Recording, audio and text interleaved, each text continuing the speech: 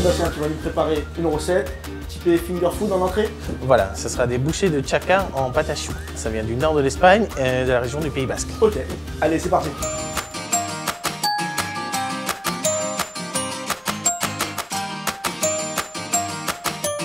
Jean-Sébastien, on commence par la pâte à choux. Voilà, on va commencer par démarrer la pâte à choux, du lait.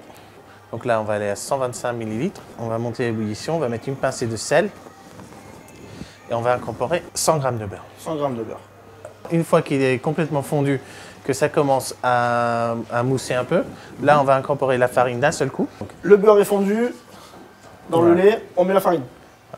D'un seul coup. Hop, et là on la dessèche. Et on dessèche. Donc logiquement, quand on voit qu'elle est bien desséchée, c'est quand on voit une pellicule qui se forme un petit peu au fond. Effectivement. On va commencer à incorporer les œufs. On va les battre en omelette.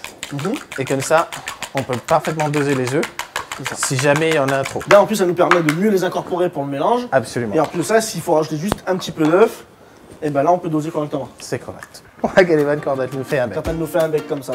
Ok, donc la pâte à choux est prête, on la met dans la poche. Donc voilà. Là, on va plaquer des choux lunch. Vraiment, c'est des bouchées là qu'on va faire. Voilà. Et maintenant, on ne met pas un chou au four sans l'avoir doré. Voilà. 190 degrés. Pendant une quinzaine de minutes, après on va mettre le ventilateur, on va laisser une quinzaine de minutes de plus pour dessécher. Pour la garniture des choux, on va réaliser une mélange avec du surimi qu'on va découper. On va mélanger avec des herbes, avec de la mayonnaise, on va assaisonner avec du citron, du sel, un peu de piment d'Espelette. Ça marche.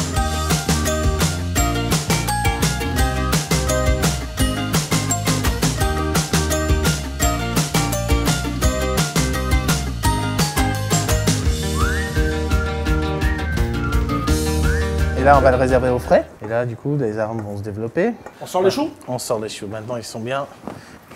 Oh, ils sont beaux. Donc là, on va devoir faire couper le chapeau. Voilà. Couper les chapeaux et puis les garnir avec la préparation qu'on vient de faire. Maintenant, pour accompagner notre bouchée de tchaka que nous avons préparé avant, on va préparer une soupe fraîche, une soupe froide. C'est une gazpacho qui sera à base de légumes découpés et mixés.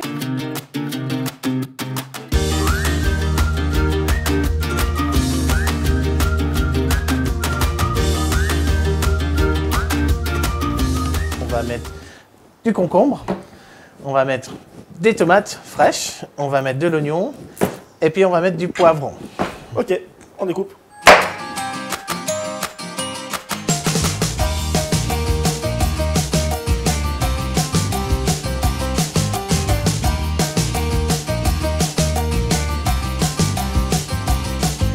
Maintenant, on a coupé nos légumes, on va les assaisonner. On va mettre du sel, on va mettre du piment d'Espelette.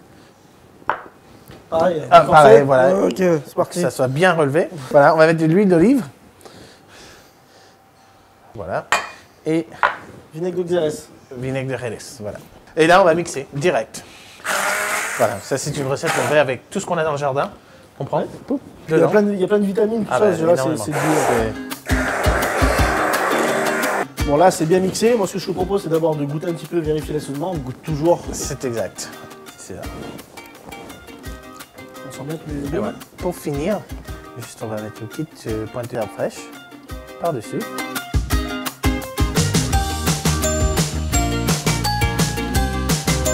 Super, Jean-Seb. Bon, une entrée fraîche, facile, rapide à exécuter pour épater les convives. Voilà, super. Parfait. Merci. Et on goûte? On goûte. Super. C'est bien relevé. Génial.